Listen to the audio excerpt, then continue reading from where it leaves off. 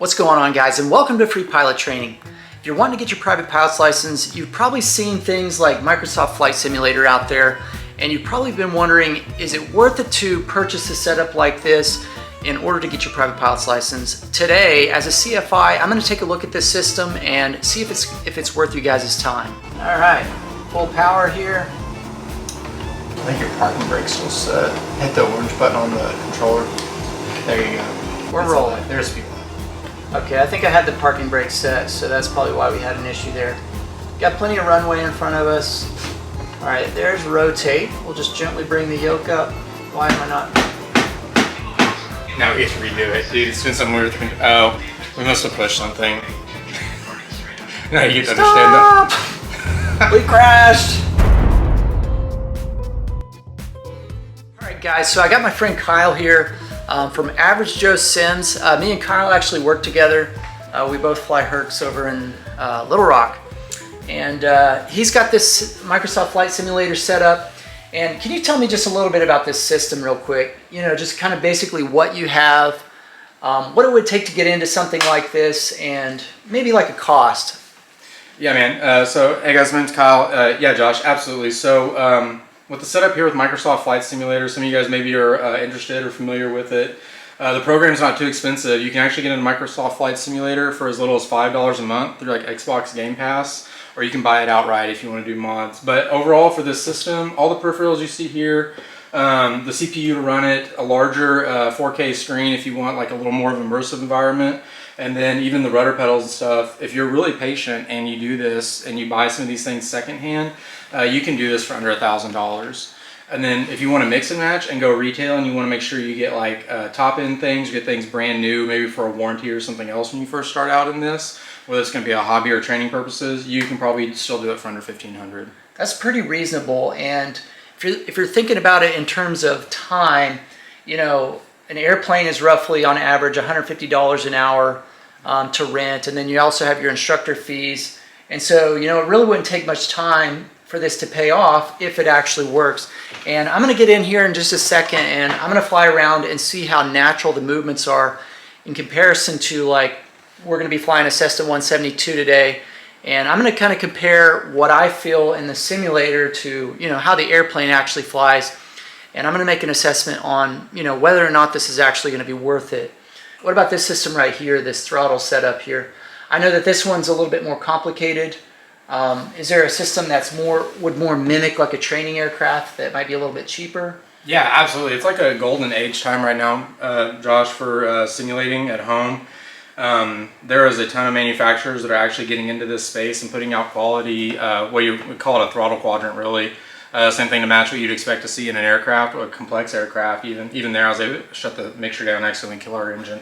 So anyway, this is the Honeycomb Bravo. It's kind of the go-to, I think, for a lot of people, but it's got an autopilot system installed on it. You can even control your fuel pressure and everything else if you want to do more complex things. These are more customizable. I can actually change these out for commercial. You can control flaps or change this over to spoilers. There's even a go-around function. All the lights work, so you can actually practice complex movements in an aircraft with gear up and then flap configurations and everything else. But moving on to something more realistic for like what you're looking at in a Cessna 172, where you expect it to be more of like a pusher throttle situation.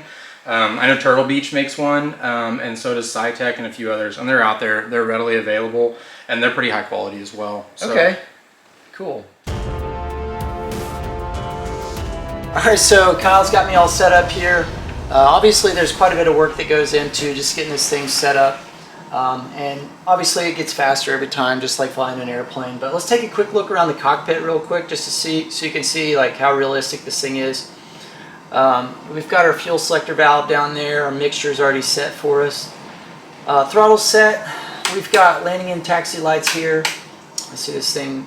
There we go. And we've got master and avionics systems right here. And looks like he's got the mag set up. And we've got our throttle quadrant set. We've got the mixture connected to this one right here, and the throttle is connected to this guy, and then our flaps lever over here. But overall, this thing is super realistic looking, and the graphics are just awesome. But like you're saying that some of these buttons we don't have the ability to use. So everything on the G1000 I think you can use. Everything up to the ELT, the cabin heat, that's usable as well. I'm going to make a Sobo mad here, but I think almost everything on there is usable, man, except maybe all the circuit breakers that are down there to your left. And there are other aircraft that are payware that you want to buy on the outside. Yeah. All that stuff, like the Milviz, Cessna 310, everything. And in fact, you have to actually do maintenance on the aircraft in the sim before you can actually do stuff. So you have to actually check annuals and get things done before you can actually fly the aircraft. Wow, that's pretty crazy. Yeah, all right, so I think we'll get this thing going and see how realistic this is. So we'll take off the parking brake, and I hope it works this time. And this is an airport I fly out of pretty regularly, and this should be a pretty good test of how accurate this sim is. All right, we got full power. Flaps are up. A little squirrely on the rudder pedals, so I'll get back over here on center line. And you can see, like, obviously it's not super accurate, but it's still, and there's rotate. A little bit squirrely there. We're safely airborne, flaps are up, landing and taxi lights coming off, and we're airborne flying.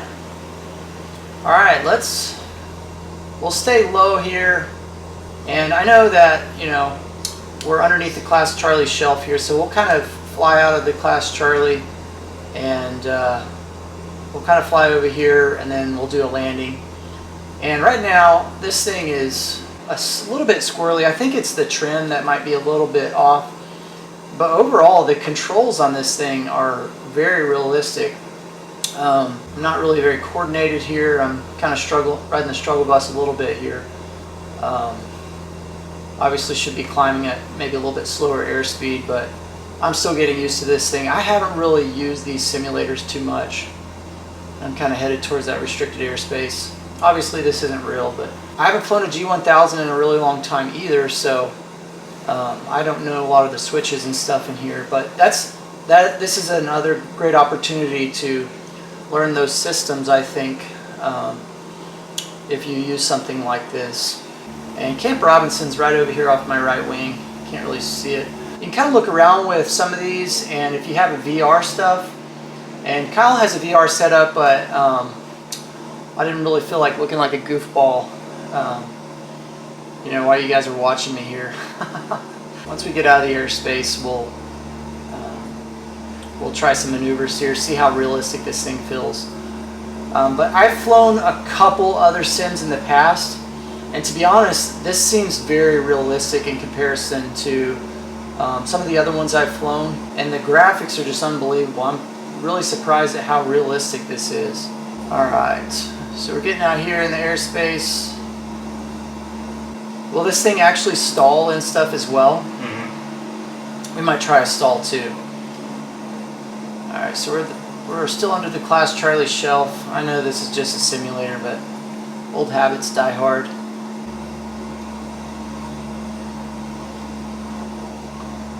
Let's make some turns here just to get a feel for this thing. 30 degrees. I'd say, the rudder pedals, they don't really take the left turning tendencies into account. But overall, they're a little bit squirrely, but overall it's still pretty, I still think you get some good learning from that. What are we seeing up above us there? Is that another aircraft? Up top there? I'm guessing it's another aircraft. If it's a flash, it's another aircraft. Okay. Yeah, so the sim will actually inject, you can turn it on or off, but it'll actually inject real-time traffic that it pulls in. That's pretty cool. So. And so I see that, we have comms here. We're just on the CTAF frequency right now, but when we're ready, we can get on with Adam's approach, or Little Rock approach, so we can go in for a landing. Yeah. And we've kind of played with these comms a little bit, and it seems like they're not super realistic, but it's still kind of, I think it'd still be good to kind of get you in the groove as far as like listening to the radio calls and kind of getting your mindset set for. Cessna November, Tree 148 X-ray is type Cessna Skyhawk, 4 miles west of Kilo Romeo Bravo, Mike 1,600 feet. Request flight following. Cessna November, Tree 148 X-ray out of approach. Okay, and so you're saying that they will automatically set the squawk for me then? Yeah, right there in the bottom right of your pilot side, G1000. So go Okay, ahead and acknowledge and it'll set it. Okay, so go ahead and acknowledge it for me. So down here at the bottom right. 4077 Cessna 48 X-ray. Okay, so yeah, it automatically set it. That's really cool. 5 miles west of Kilo Romeo Bravo, like 1,600 feet. Altimeter 29.902.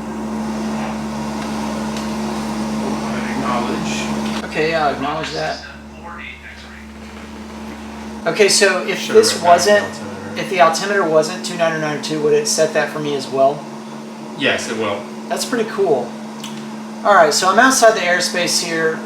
I know we're kind of low, but we're in a simulator, so I'm gonna try a steep turn here, see if I can do this without killing us. Let me get on a northbound heading, and I'll try to get to a somewhat normal altitude. We'll just get up to 1700, and we'll try a steep turn and see how realistic this is. I'm already at 93 knots. Let's see if we can get up to 100 here. So now that we're just flying around, it seems pretty stable.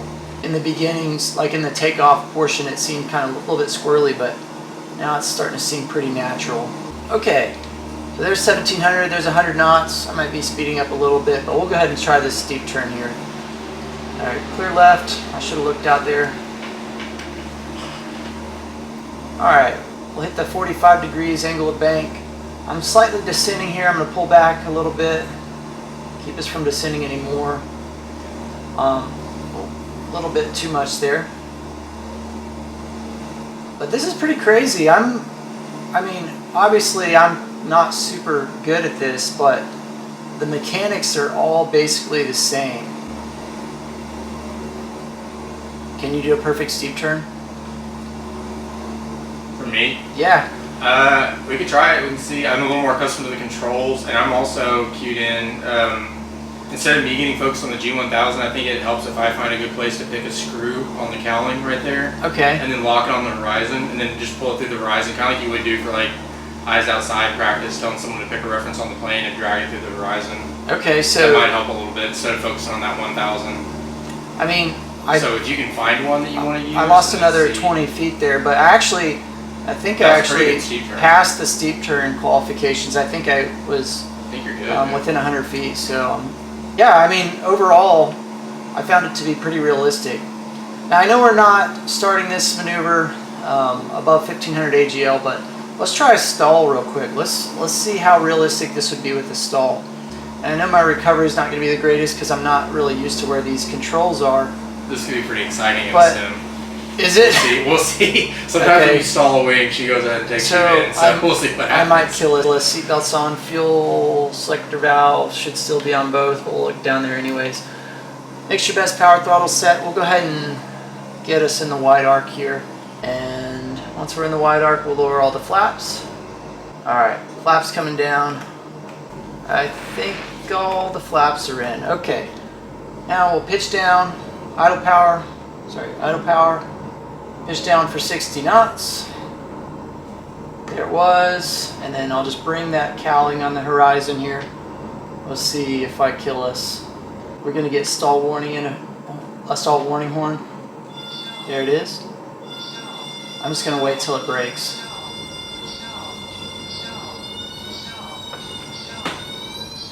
There it is. I'm kind of surprised it wasn't worse than that. No, it's only if you stall a wing completely. Oh, okay. Then she will turn on you and take you in for an auger. So, but actually the stalls I would say are fairly docile. So you kind of might set a student up for like a not exactly knowing. Some things you just can't replace from being in the plane. So. But as far as like But the mechanics. And the stuff, mechanics are very realistic. And you can practice your stalls. I mean, really, you're going to want to practice your stalls. If a simulator is really jerky, you can still practice the procedures, and that's going to be key. Yeah, that's really where the value is in the simulators, getting people into their procedures. So. Yeah. And then getting them in the seat, because you can't replace being in the plane. Yeah, exactly. All right, so we've already got contact here. Let's go land at the military base. Let's go land at Little Rock Air Force Base. We'll go land on 7. What do you think? Sounds good. Now, normally they're not going to give you clearance to land out there, but I've actually gotten a low approach before in a small plane. Yeah, we hate for them to activate the surface to airs and actually shoot you down. Yeah, that might be exciting. I might not know how to handle that. Especially in Cessna. Yeah, so overall, you know, we're about to try landing and see how realistic this is, but, you know, overall, I need to look up a little bit. How can I look up more? So use that one. Yep, there you go. Just pull up it. Oh, hit the white button again. It'll focus your view. Okay, that's much better. Yeah. I was mostly looking at my cockpit here. And then when you were doing your maneuvers and stuff earlier, if you remember, you can do that outside-inside button too, so you can actually show people what their control surfaces are doing when you do certain inputs. So. Yeah, that's pretty cool. And, you know, I should have been looking around more. You know, you've got it set up to look on this with this button right here. Yeah. But if you're using VR, I could see, you know, you just basically move your VR head. puts you in the plane. So. Put you in the plane. You can basically just look around. It's saying, so All American LZ should be over here somewhere. It should be in that restricted area right there to the right. They may It not. might be worth hunting for. I've never tried it in the sim to hunt for it. I know. All right, we're gonna go through this Black restricted there. area there here just to see, because I'm just curious if this LZ is out here. Yeah, actually, it's not super realistic, but I do believe I see it just off the nose. It should be just like satellite imagery, so it would just be an issue Yeah. with whatever beam pulls down for satellite imagery is what you're going to see. So Yeah, so I think actually that's it right off the nose. So this is a LZ that we come to practice our. Is that it? I don't think so. It's hard to tell. On I this think thing. it would depict the LZ pretty well. I've never seen that satellite imagery miss like real bad, but it could happen. That could be it over there too. 11 o'clock. I'm just curious.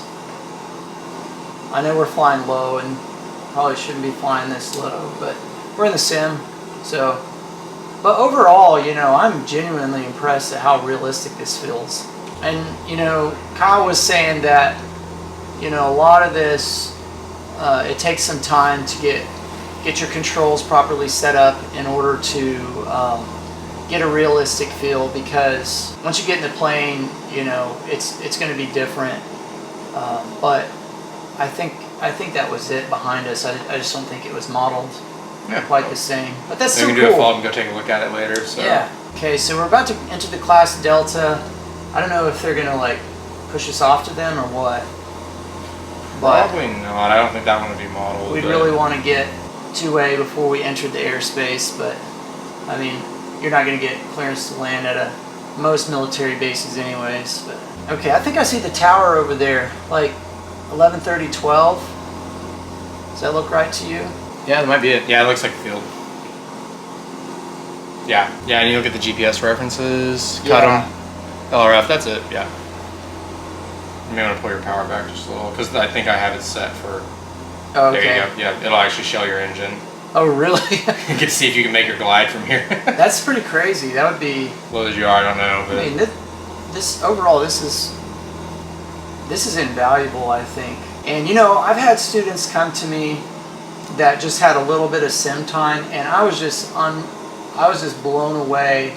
I had one guy, you know, just a little bit of training, and he landed the plane without me even touching the controls, and I was just like blown away that he did that. All right, so the radio calls aren't really happening, but that's okay. We're just gonna land. You know, realistically, we could be making the radio calls with each other if we really wanted to, and that'd be Yeah. good practice. If you have a friend that has their private pilot's license or whatever, one way you can get practice is to have him be ATC. But Kyle's saying that there's a software program out there that can actually mimic ATC. You actually have guys that do it. What's that called? yeah, there's VATSIM, which is the I just easiest, lost my cheapest controls one. when you did that. Oh, let's fix that. That's not good, Rock. There we go.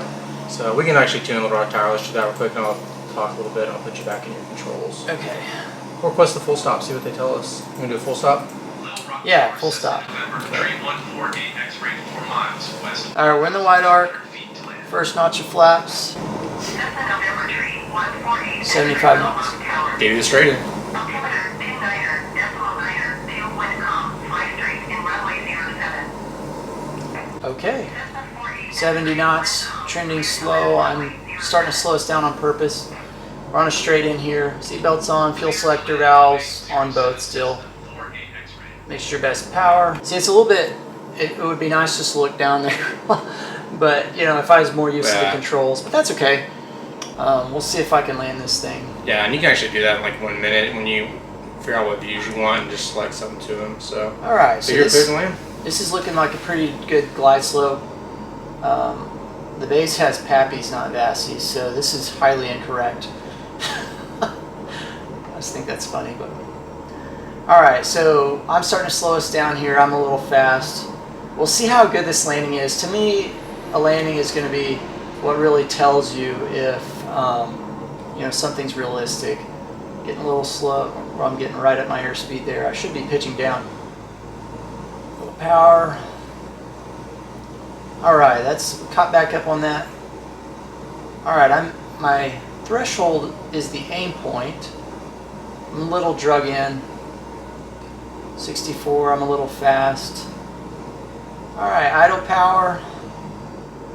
Now comes the moment of truth. A little left to center line. Oops, I might have ballooned a touch there. A little bit clunky, but I did not kill us. That is pretty cool. Pretty cool. All right, I'll get a stop straight ahead here.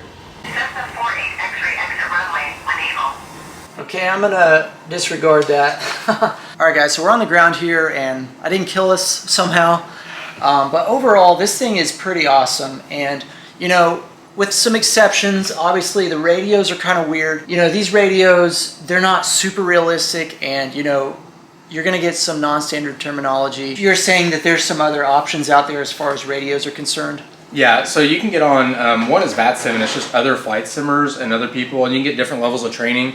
You can literally sign on to a server and go fly into Chicago O'Hare, and you can expect them to tell you everything from the time that you get clearance, from the time that you leave their airspace to match, and you can actually transit like continental United States. There's another one called Pilot Edge, and that one actually uses people that are paid ATC controllers for their full-time job. They only do like portions of the United States, but you will actually get like completely very valid ATC training out of it when you interact with them. So here's a question. How much would something like that cost for like Pilot Edge? VATSIM is free. Pilot Edge only costs you, I want to say, like $10 a month. Okay, so if you're struggling with radios, that could be a really good option for you to use something like VATSIM or Pilot Edge. But overall, like if you're, you know, you're trying to get a hold of the mechanics in the airplane, you know, cockpit familiarization, and you're saying you can build individual cockpits to match your needs. Yeah, because like absolutely. For me, I don't really use a G1000 a lot, but if I was trying to, you know, learn more about a G1000, this would be probably a good opportunity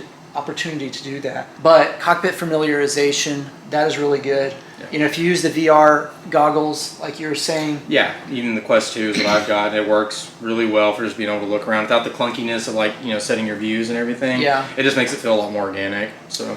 Yes, it is a little bit clunky as far as like, you know, the rudder controls and, you know, the pitch and roll movements. But overall, you know, I've flown a couple simulators. I mean, this is really my first real experience. I've basically seen one around and just jumped in and played with it. But this is actually one of the least clunky controls I've ever felt. As far as the yoke was concerned, I thought it was very realistic, and one of the only exceptions to that I felt like was the trim. Yeah. It felt like a little bit aggressive. Like yeah, I trim and it would be like, it'd send my nose way up. As far as the throttle quadrant is concerned, you know, overall, yes, this isn't what you're going to see in, you know, a Cessna 172, but you can look down on the display screen and kind of see what you actually have in the plane. And you can get throttle quadrants that more closely mirror, you know, what you're going to see in the cockpit. Oh yeah. So, and would those, you think those would be cheaper than this? I don't know. I want to say, like, if you're doing retail, apples to apples, Turtle Beach is another company. If you guys want to look, they make one that has these push style throttles that you can expect to see in some GA aircraft. And I want to say they all retail around the same, and it's fairly reasonable if you're willing to get into the hobby. But you can also find them used. But yeah, there's other throttle quadrants you can choose from that'll mimic things. So, but if if you're trying to go further beyond your private pilots and you're trying to get into multi-engine stuff, this actually would probably be a really good option if you're going to do something like that. And so overall, this is actually a really great setup. And now I'm kind of jealous, and I may end up looking into this more. But once again, I'm really impressed with Microsoft Flight Sim, and I know there's other simulators out there. What's another plane? X-Plane 12, and there's a huge argument in the communities out there on which one has a better flight model. But when it comes down to like fidelity, so you're talking about how hard it is to set and everything. If you guys want it to be as simple as you want, you can download Microsoft Flight Simulator, get a joystick, and jump in and be ready to fly and do the thing where you fly around your house, and you could probably do that inside of 30 minutes. Yeah. So, but that being said, there's X-Plane 12, PMDG makes a good sim, and they actually provide their simulator software for people to use in sims that get used for people's hours. Okay. So, yeah. So you were saying that if somebody really, really wanted to, and they really watched the numbers, you could probably get into a decent setup for $500. You really could. You could get into something. I'm running this on a 4K screen, running it at high-end graphics and everything else. But really, most people just when they're going to look at stuff on their phones or do whatever, they're gonna play at 1080p. You could do that, and you could get a computer that'll run Microsoft Flight Simulator at a good frame rate at 1080p just fine, and you could do that under $500. That's pretty cool. Yeah, I know you can because I've done it. So. Well, guys, I appreciate you watching this video. If you enjoyed it, please click the like button, and also check Kyle's channel out. I'll put a link in the description, and we'll see you in the next one. See ya. See ya. Folks, you're not going to believe this. I just bought it free pilot training. What's going on, guys, and welcome to Free Pilot Training. I have no idea what to say.